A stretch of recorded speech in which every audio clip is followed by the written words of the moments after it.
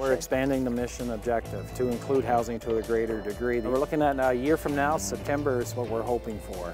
You got to be confident and aggressive in everything you do. Yeah. So you would just push right through me here. Bollywood is coming more because we all Punjabi lived in beautiful British Columbia, and we're doing a great job. She's currently in grade 12, and she made an impact right away in just her personality and presence within the school, even as a grade 9.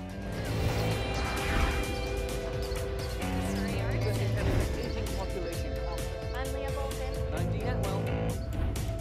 Fraser Focus, a fresh perspective beyond the bridge.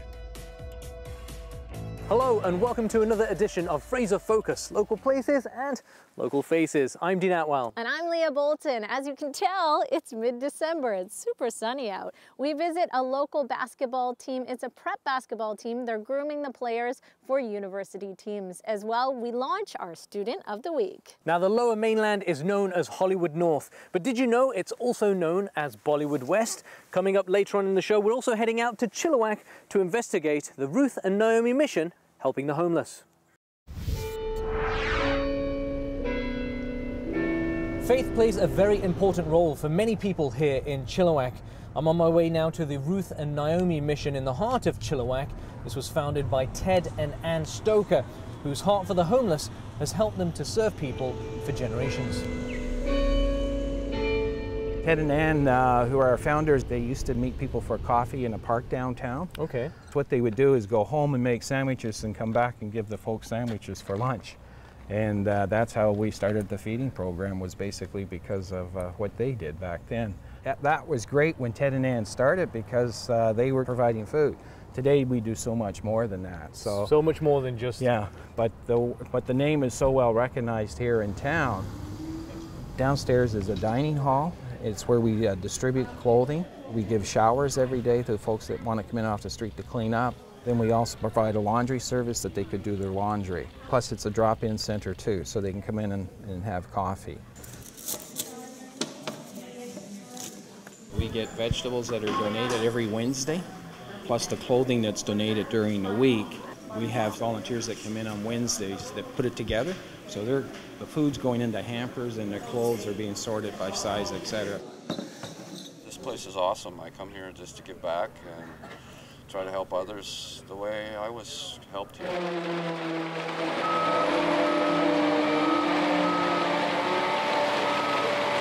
What you see behind us is a future 36-suite apartment building that's going to be used for families of whatever mixture of a family is.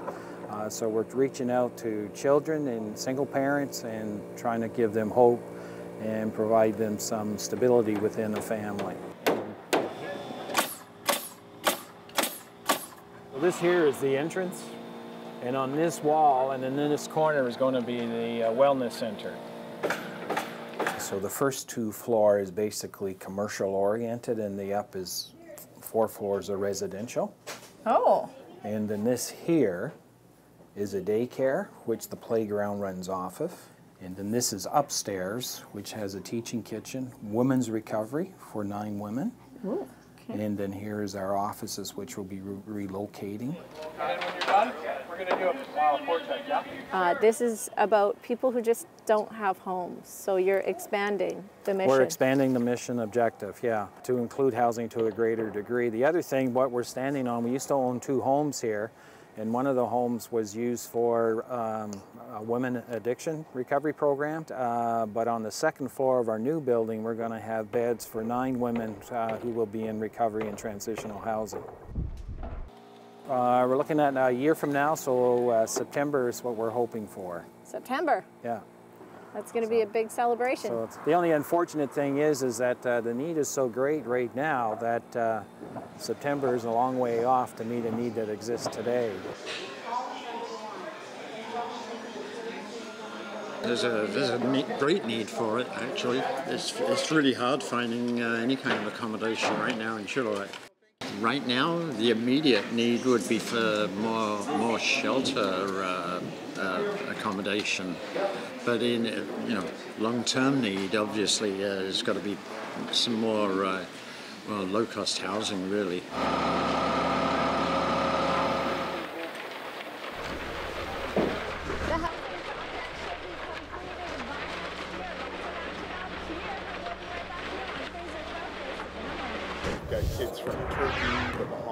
Bahamas, Serbia, Croatia, Nigeria. There's so many countries that we touch base on.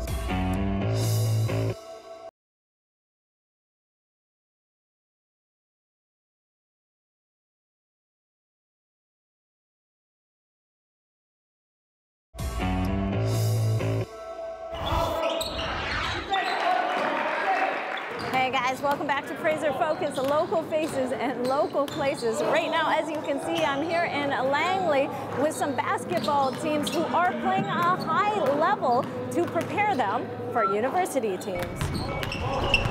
We started this about 4 years ago, and then we went full-time 3 years ago, and we've recruited kids from all across or all around the world, really. We've got kids from Turkey, the Bahamas, Serbia, Croatia, now Nigeria. There's so many countries that we touch base on. So. I can see why you're a basketball player because, like, look at our heights. Yeah. I'm really 6'9". short, 6'9". Oh my gosh, I'm 5'3". Awesome. All right, Yeah. so if I could grow a little more, maybe I could join the team. Yeah. All right, gotcha. Okay, what's the secret to good basketball play? You gotta be confident and aggressive in everything you do. Yeah. So you would just push right through me here, and how would you do it? Get past me here. All right.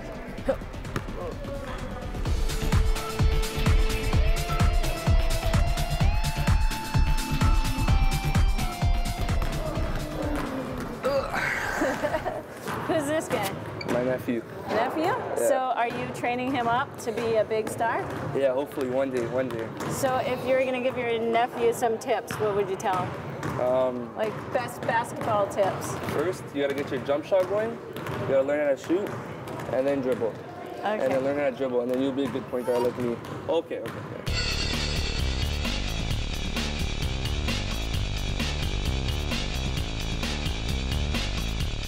I need to get started here. First, you wanna get low. Okay. When you're dribbling. Okay. And when you're dribbling, you gotta have your hand up, so nobody steals the ball. Okay, so if I have one hand? Yeah. Okay, let me even try and dribble. Yeah. I'm pretty short. Is this slow enough?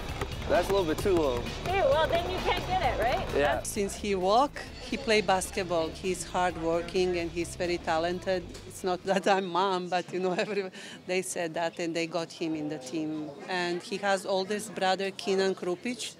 He also play basketball and he wants to follow his brother. My best advice is to play against the best person you can find or watch them play, learn from them, and then you'll become better eventually. Yeah. Are you the one who got him into it? Yeah, I thought it would be a good sport for him since his hands were humongous and he was a foot taller than everybody else in his grade, so. Recommend it for me? It's up to you. Are you fast? Maybe not. Maybe a little short as well. Stand up for a sec. Our Team 1 guys, some of them are some of the top players in the world. So Team 2 is the kids who are not quite, they don't quite have the elite experience yet. And so this is a new thing for them. If they play zone, we're running Panther. Okay, we got it? Okay, let's get her done, boys. Hands on three! 1, 2, 3, Panthers!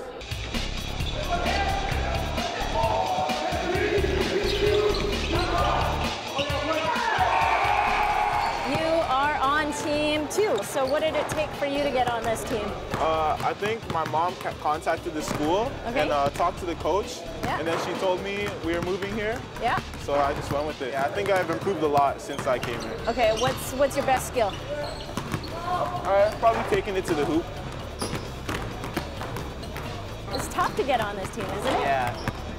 One day, I showed up to an open gym, and coach and his son were there. Okay. And I guess he liked me. He invited me to come to a practice a few months later, and it just kind of escalated from there. What's the key to being a good player? You just have to practice and listen to your coach.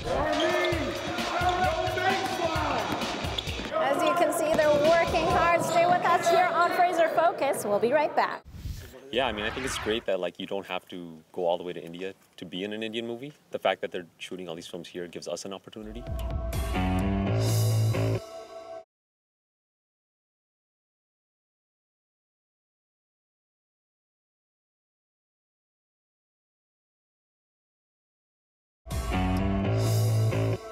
Welcome back to Fraser Focus. Producers from India are currently looking to this province as British Columbia is currently experiencing a boom in Bollywood business. All right, places, everybody. Action. Today we are shooting a death scene where the main lead actor's sister dead here. So there is a climax scene of our movie. Why here in British Columbia? Because there's a lots of nice locations, nice actors, and the equipment and the rest of the all things are available here. I mean, you get smaller cameras, they're lighter, they can do a lot more.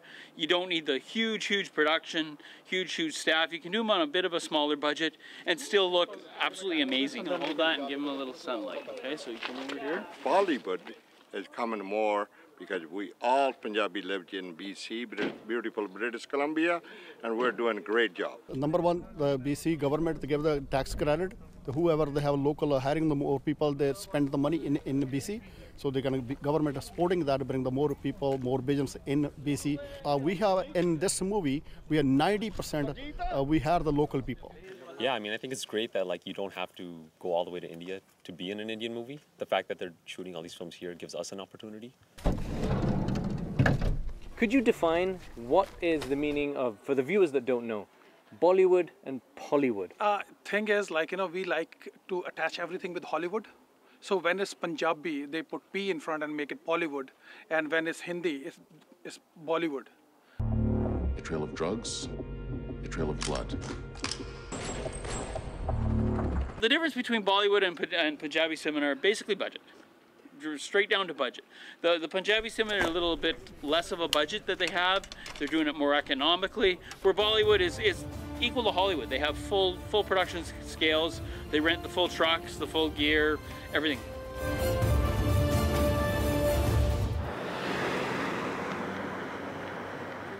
There's now actually Amrinder Gill, who's a Punjabi superstar, lives right here in Surrey. Rana Ranbir, who's a Punjabi superstar in comedy as a character actor and a playwright and a screenwriter, he's living right here in Surrey. He just moved this summer. So there's so many of this talent that's moving to Vancouver from India, and that's kind of like contributing to more excitement and people want to get into this game, right? Oh my God! I think there are some film industry emerging in BC. Right now, 2-3 Punjabi films are under production. There are more coming, and I usually find out all the time. And the things are growing day by day, month by month, year by year. The only issue is this: those who will do good job, those who will make good production, good films, good storylines, they will survive. Others will fade away. What are you going down or over? 24? Yep, we're on 24. What type of reputation does Canada and British Columbia have back in India to the film industry? When I go back, I refer everybody to come here and shoot a movie, not only for Bollywood, in Bollywood also, maybe in future. I'm also planning to do one more project here. You want lights here? Do you want it here? Do you want is it the car that gets lit up? They're coming out here more because it's more affordable. And the crews out here are amazing. The people that we work with are absolutely phenomenal. They're good at their jobs. We can get the stuff done quickly and economically, and then they can take it back to India and do the post-production back there. All right, guys. Here's that. Here's that. Hang on one sec.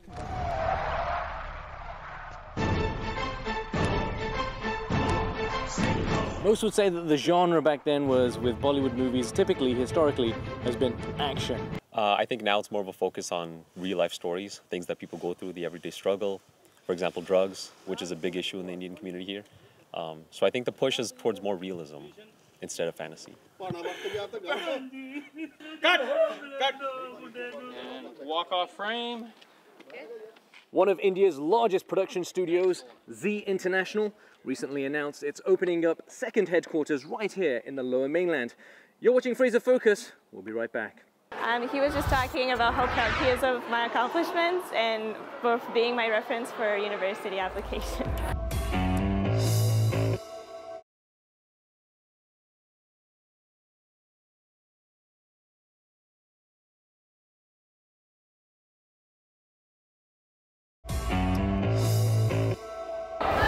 Tiens un mot au courant, désolé de m'occuper de ça aussi tôt que possible, mais continue surtout, je suis fier de toi.